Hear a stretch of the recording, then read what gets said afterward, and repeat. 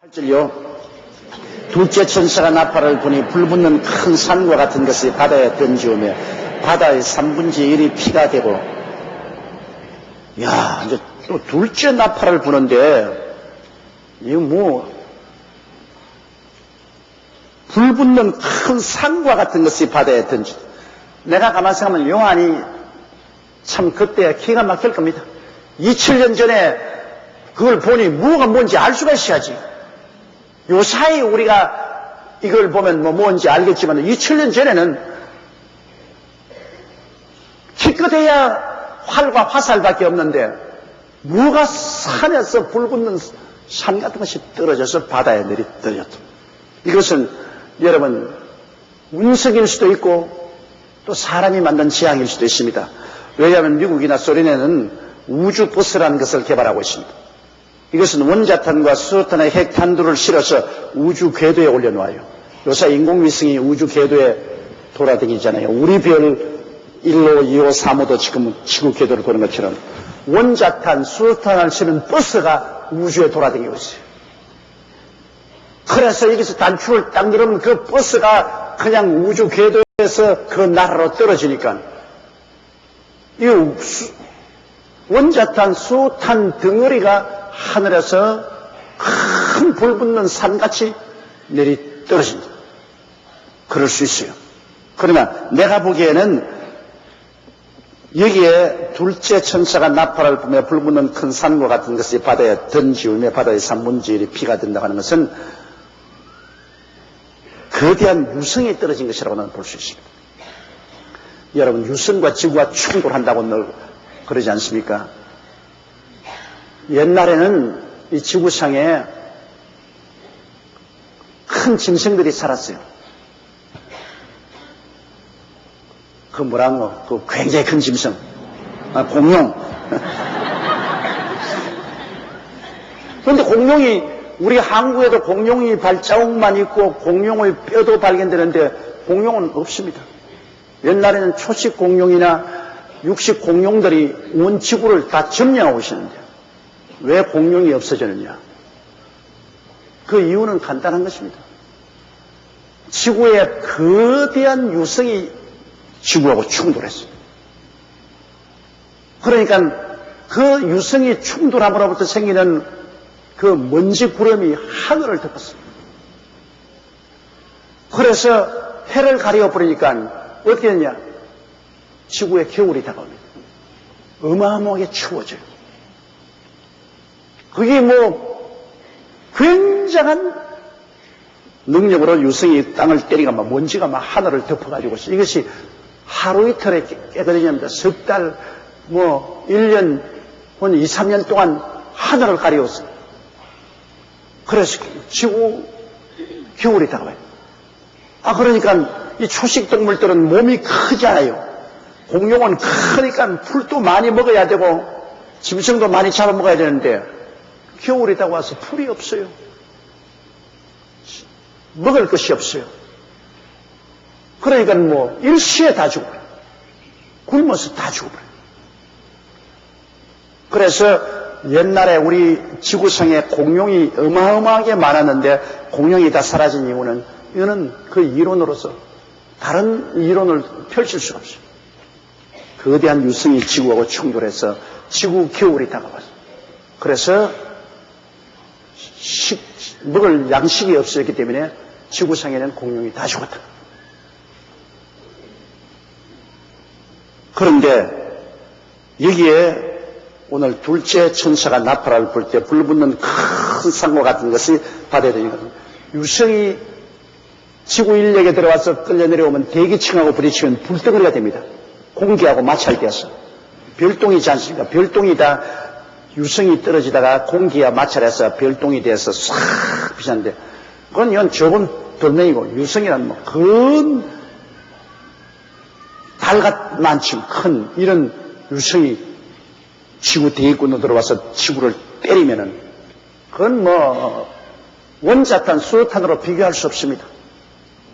그런 거대한 유성이 바다에 던지오며 바다의 3분의 1이 피가 됩니다. 바다에 떨어지며 여러분께서 조그마한 웅덩이에도 큰 돌로 던지면은 돌이 풍덩하고 온갖 구정물이 다 일어나잖아요. 이 거대한 유성이 떨어지니까 온 바다가 다 끓어오릅니다. 그 마찰하는데 그 열이 어마어마한 열이 나죠. 그러므로 온 바다 밑이 다 뒤엎어지고 적조 현상이 일어나가지고서 바다가 피같이 되는 거죠. 요사이 안 그래도 우리 남해 안에 적조 현상이 일어나지만 동해나 남해 적조 현상이 일어나서 바닷물이 벌게 되므로 생선들이 다 죽잖아요. 그런데 유성이 바다를 때려가 바닷물이 끓어오르니까 바다가 어마어마한 적조 현상이 일어나서 온 바다가 피가 되는 것 같습니다. 그 다음 9절요. 바다 가운데 생명 가진 피조물들의 3분의 1이 죽고 배들의 3분의 1이 깨어져. 요 사이도 적조 현상이 일어나면은 양식장에서 물고기가 떼죽음을 당하는데 거대한 유성이 떨어져서 바닷물이 끓어오르고 순식간에 화학적 반응이 일어나서 적조 현상이 일어나니까 바다 가운데 있는 물고기 3분의 1이 죽고 그리고 그 거대한 파도에 배 3분의 1이 깨진다. 요사이 태풍이 불어도 그 태풍 때문에 막 정박한 배들이 뒤엎어지고 깨지잖아요. 그런데 이런 어마어마한 유성이 바다에 떨어져서 바다의 3분의 1의 생선이 죽을 정도의 그러면 그 파도가 태산만한 파도가 휘몰아칩니다. 그러므로 이로 말미암아 생기는 거대한 파도가 배의 3분의 1을 깨뜨려버립니다. 아유, 무시무시합니다. 하나님의 심판이라는 것은 무시무시해요. 어제 어떤 목사님이 내게 와서 목사님 7년 환란이라는 것은 환란이 아니고 그냥 예수 믿는 사람 회개하라고 시험하는 거 아닙니까? 그래서 내가 여봐 시험이 그렇게 무시무시한 시험 받냐? 인구의 3분의 1이 죽고 지구의 3분의 1이 불타버리고 수목의 3분의 1이 불타고 바다가 유성이 떨어짐으로 말미암아 배의 3분의 1이 깨지고 하는데 이게 시험이야? 시험이 아니야. 당신 잘못 알았어. 이것은 심판이야. 그러므로 그 사람 하는 말이 예수 믿는 사람이 시험을 통과해야 되니까 통과해야 되지만 저는 통과하게. 난 안 할래. 왜? 이건 시험이 아닙니다. 이건 하나님의 무시무시한 심판입니다. 이 무시무시한 심판은 역사전에도 없었어요. 이런 심판은 우리가 피해야지. 그걸 통과되면 큰일 나죠. 자, 그러니 이제 바다가 이 모양이 되므로 더 살기가 어려워지는 것입니다. 왜냐하면 사람들이 지금 바다에 우리 식량 자원을 의지하는 것이 어마어마하게 많습니다. 왜냐하면 지구상의 인구는 매년 1억 이상 증가하는데 많은 사람들이 바다에서 는 생물을 먹고 사는데 매년 1억 이상의 인구 증가로 장래 해양 농장을 개발하여 식량난을 해결하는 연구가 활발하게 전개되어 있습니다. 우리 60억 인구가 1년에 생선 한 마리 먹는다고 해도 60억 마리를 먹는 겁니다. 바다가 여러분 얼마나 큰 농장입니까? 바다에서 건지는 물고기가 60억 마리요. 1년에 한 마리씩 먹는다 해도. 그런데 여러분 세계 60억 인구가 1년에 생선 한 마리만 먹고 살겠습니까? 2마리만 먹는다 해도 120억 마리를 건져냅니다. 어디에서 이렇게 많은 바다의 단백질을 생산할 수 있습니까? 이 바다가 보고요, 여러분. 우리가 지금 인류가 이렇게 영양실조에 안 걸리고 살 수 있는 것은 이 바다가 보고입니다. 거기에서 온갖 새우젓도 나오지, 멸치도 나오지, 미역도 나오지, 생선도 나오지. 우리 별로 무관심하게 생각하지만은 이 바다에서 나오는 양식이 어마어마하다고요. 그러므로 앞으로 바다를 농토처럼 개발해서 식량을 생산해야 살아남을 수 있습니다. 바다는 우리 삶과 직접적인 연결이 되어 있습니다. 그뿐 아니라 이제 석유도 끝장납니다. 화석 연료인 석유도 이제는 자꾸 퍼올려서 이제 끝장이 나고, 원자로 사용하는 화석, 이거는 광물 에너지도 우라늄이 이제 자꾸 캐냈으니까 그것도 끝장나요. 그러면 우리 인류가 어디에서 에너지를 얻어가지고서 발전소를 돌리고 전기를 얻고 생산을 하고 우리가 살 수 있겠습니까? 이것은 수자원입니다. 바다. 바다의 교류를, 파도를 이용해가지고서 거대한 전기를 발생하는, 앞으로 에너지 자원도 우리가 바다에 의지해야 되는 것입니다. 그리고 앞으로 물이 부족해집니다, 여러분. 크게 문제가 되는 것은 물이 이제는 앞으로 부족해요. 그럼 이 수자원을 어디서 얻을 수 있습니까? 유일하게 바다에서 짠 소금을 제거하고 물을 분리해낼 수밖에 없습니다. 그러므로 우리가 먹고 사는 생명의 근원인 물도 바다에서 나오는 것입니다. 그런데 이 바다와 생물과 배의 3분의 1 이상이 깨어진다면 바다에 이주하고 있는 사람들이 식물 생산을 할 수 없지요. 그리고 바다에 배가 깨어졌으니까 수송할 수 없지요.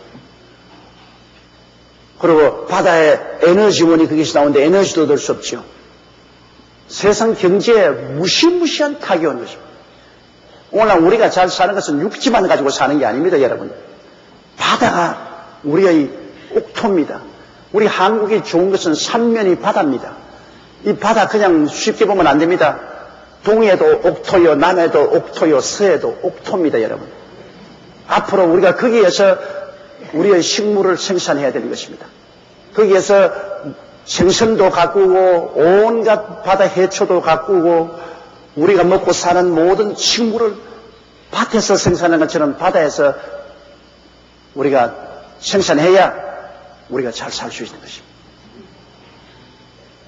문명이 발달될수록 국토는 좁아지고 우리가 살아갈 때는 그것밖에 없어요. 그 바다 밑에 엄청난 광물질이 매장되어 있기 때문에 그것도 또 캐서 써야 되는 것입니다. 그런데 전 3년 반 동안은 이 바다의 3분의 1이 무용지물이 되어버립니다. 이게 뭐 거대한 유성과 충돌해가지고서 여기에 적조 현상이 생겨서 물고기 떼죽음을 다 당하지요. 그 다음 거대한 파도로 배 3분의 1이 깨지지요. 바다가 독이 꽉 들어차게 됩니다. 무시무시한 자연의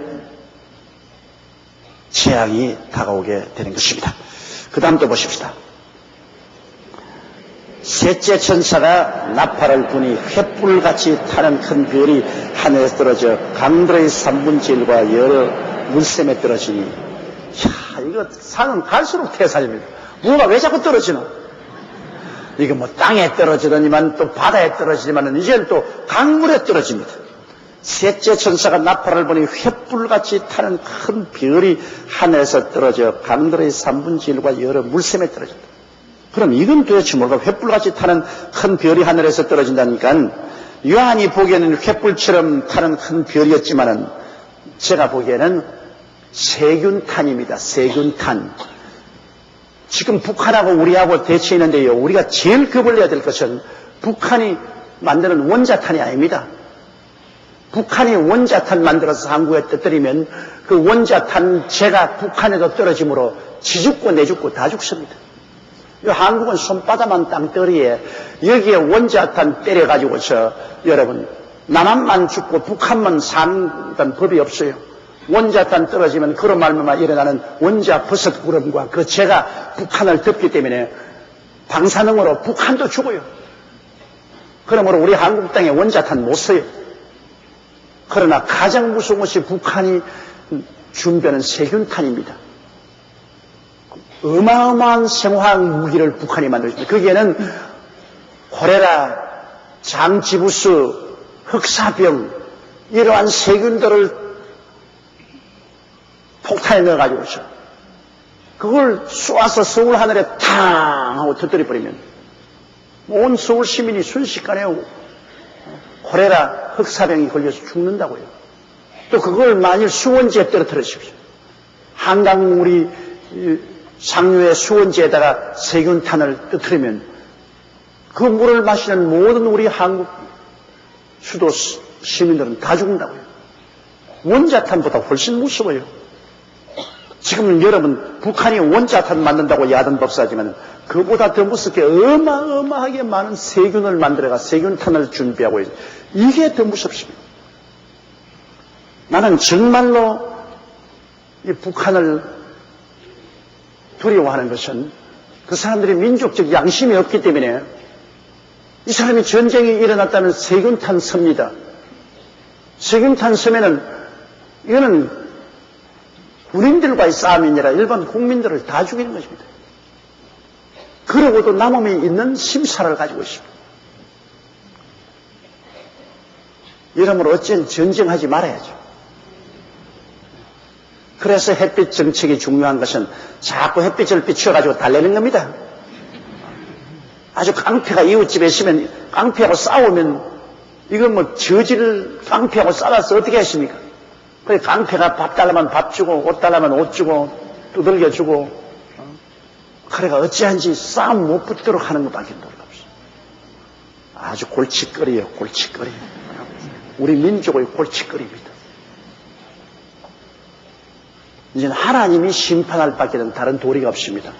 왜냐? 이건 뭐 원자탄도 만들어 놓고 있지, 세균탄도 만들어 놓고 있지, 온갖 흉한 무기는 다 가지고 있는 깡패니 보통 깡패가 아니에요.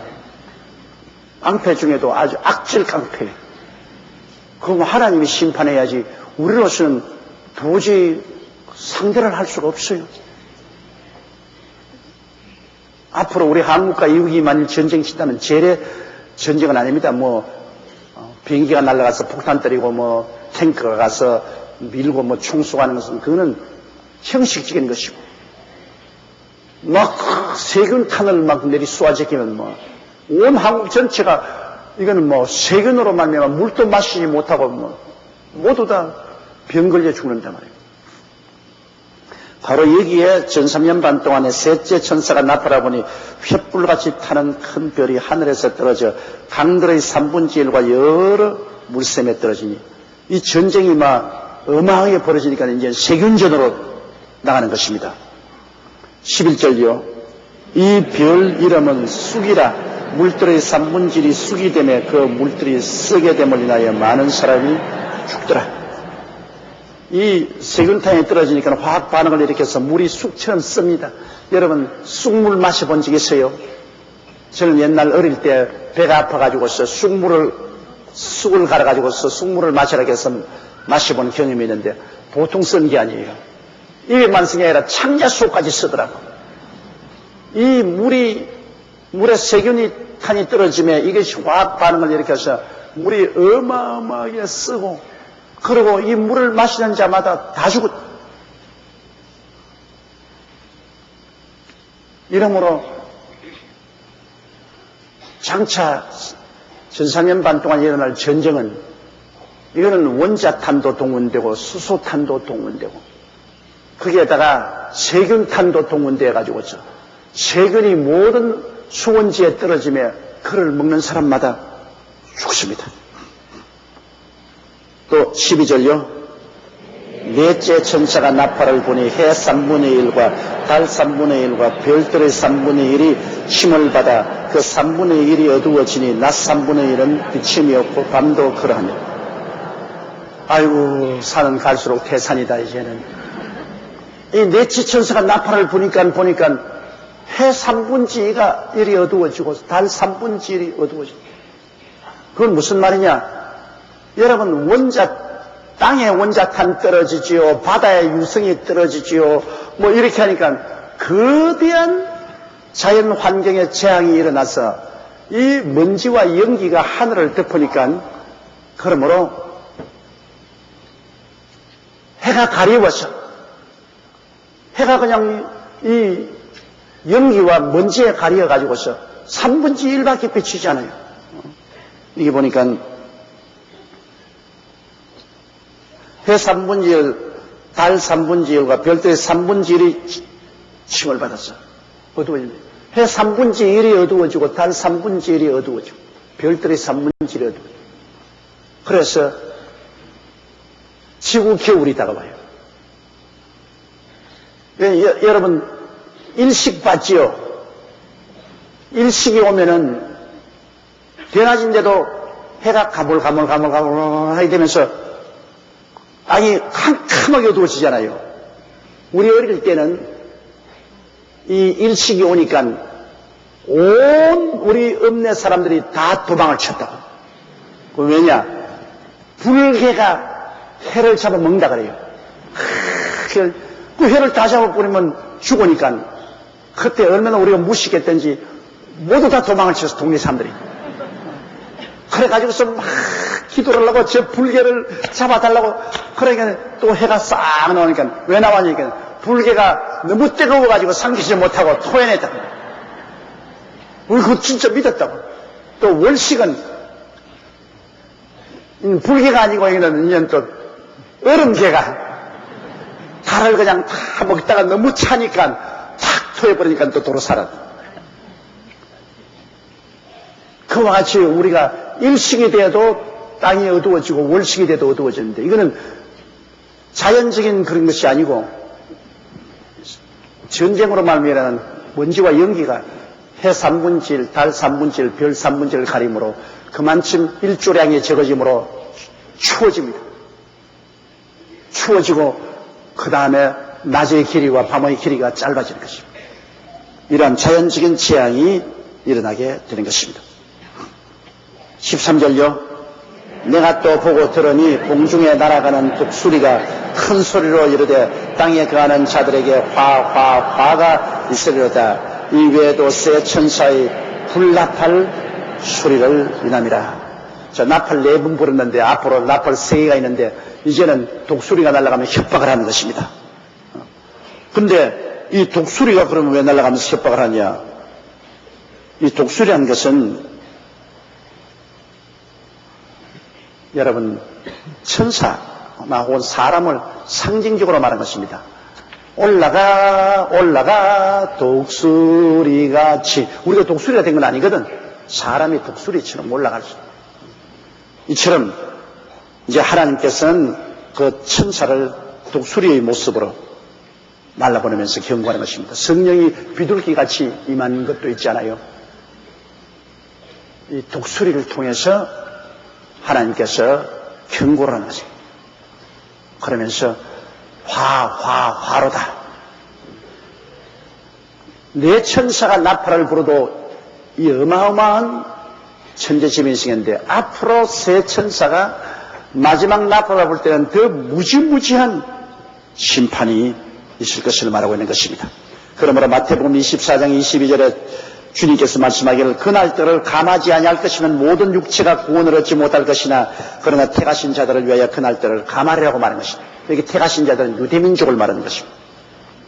누가복음 21장 25절에도 이를 성취는 징조가 있겠고 땅에서는 민족들이 바다의 파도의 우는 소리를 인하여 혼란 중에 공고하리라고 말했습니다. 요엘서 2장 31절은 야훼의 크고 두려운 날이 이르기 전에 해가 어두워지고 달이 햇빛같이 변하리라고 말한 것입니다. 이러므로 이제 나팔 소리가 지나가면 갈수록 더 무서운 재앙들이 예비되어 있습니다. 그래서 이 1300년 반 동안에는 거대한 자연재앙이, 전쟁과 자연재앙이 있는데 후 3년 반에 들어가면 이제는 인재가 들어옵니다. 적그리스도가 나타나서 온 세계를 3년 반 동안 완전히 손에 쥐고 있는 적그리스도가 어마어마하고 무시무시한 통치를 하는 인간의 재앙이 다가오기 시작하는 것입니다. 그러므로 이 요한계시록 11장이 그 분기점입니다. 요한계시록 11장 이전에는 전 3년 반이고 요한계시록 11장 이후에는 후 3년 반이 다가오는 것입니다. 전 3년 반에는 주로 자연의 재앙이 무시무시하게 나타나는 것은 하나님이 자연재앙을 통해서 심판하시는데 자연재앙과 함께 전쟁이 울려서 이러한 재앙이 다가오는 것입니다. 우리가 주님 재림하실 때, 공중재림할 때 먼저 들려온 사람은 천국에서 이 장면을 보게 될 것입니다. 그리고 전 3년 반 동안에 순교당한 사람도 하늘에서 볼 것입니다. 또 전 3년 반 동안에 14만 4천인의 전도를 받아서 하늘에 올라가서 둘러리 구원을 받고 보좌 앞에 서 있는 사람들도 이 장면을 보게 될 것입니다. 왜냐? 이 일들이 그들의 기도로 이루어진 것이기 때문입니다. 그들이 너무 억울하고 원통하니 우리 원수를 갚아주시옵소서 간절히 기도하니까 이 기도 향이 올라가서 예수님께서 이 향을 받아서 하나님께 올리고 하나님이 심판을 명하시며 예수님이 그 화약로를 부으시기 때문에 외성병력이 나고 지진이 나고 그 결과로 이와 같은 1300년 만에 거대한 심판이 일어나는 것입니다. 이거는 성도의 기도를 통해서 하나님이 보응해주는 장면인 것입니다. 보수해주는 장면인 것입니다. 오늘 여러분 보시다시피 땅 4분의 1의 인구가 죽고 땅 3분의 1이 황무지가 되고 수목의 3분의 1이 모두 다 황폐하게 되고 불타버리고 바다의 3분의 1이 적조 현상이 나서 못쓰게 되어버리고 배의 3분의 1이 깨어지고 그리고 수원지마다 이 샘물이 마시지 못하게 되고 그리고 해 3분의 1, 달 3분의 1, 별 3분의 1이 빛을 비추지 아니하고 이러한 거대한 재앙이 남아있는 사람에게 다가오는 것입니다. 이러므로 예수를 믿지 않고 그리스도의 복음에 대해서 무관심한 사람들이 실년 환난을 통할 것인데 그들이 당할 이 어마어마한 공포와 고통을 무슨 말로 형용하겠습니까? 그리고 그들이 그때야 회개한다고 한들 모두 다 순교당해야 됩니다. 정말로 죽도 못하고 살도 못하는 고통이 다오게 되는 것입니다. 결국 후 3년 만에 가서는 살아남기 위해서 적그리스도의 666 이마에 표를 받고 주님 지상강에 가실 때 짐승과 짐승의 표를 받는 사람은 다 멸망받습니다. 사람은 존귀하나 깨닫지 못하면 멸망하는 짐승과 같습니다. 사람은 어마어마하게 존귀하게 만들어졌어요. 하나님의 형상과 모양대로 지음받아 그리스도의 신부가 되고 하나님의 후사가 되어서 우주를 상속받아 다스릴 존귀한 자지만 깨닫지 못하면 이와 같이 비참한 심판의 대상이 되고 나중에 불과 영으로 탄 못에 떨어지게 되는 것입니다. 그러므로 영광이 극하면은 그 반면에 저주도 극합니다. 사람은 중간 상태가 없습니다. 가장 중요한 것이 복음을 듣고 회개하고 구원받는 길인 것입니다. 부귀영화 공명이 무슨 소용이 있습니까? 권력이 무슨 소용이 있습니까? 요새 텔레비 보니까 국회 자기 지역구 없어졌다고 주먹으로 때리고 막 달라들고 야단하는데 그거 보고 내가 가소로운 생각이 생겨요. 몇 년 해먹으려고 저렇게 하냐. 우리는 몇 년 해먹는 게 아니라 영원히 해먹습니다. 제가 쓴 족속이요 왕같은 제상이요 거룩한 나라요 그 소유된 백성이 돼가지고 주와 함께 하나님의 우주를 상속받아 영원히 살 것인데 뭘 그 쓸데없는 그 가지고서 야단 법석을 하겠어요. 여러분 이래 봬도 우리 한 사람 한 사람이 다 하늘나라의 후사가 되는 것입니다. 얼마나 좋은지 몰라요. 앞서 가도 괜찮고 이따가 주님 오실 때 변화받아 들려 올라가도 좋고 우리는 이래도 좋고 저래도 좋습니다. 구원받은 사람에게는 후회할 것이 아무것도 없습니다. 할렐루야.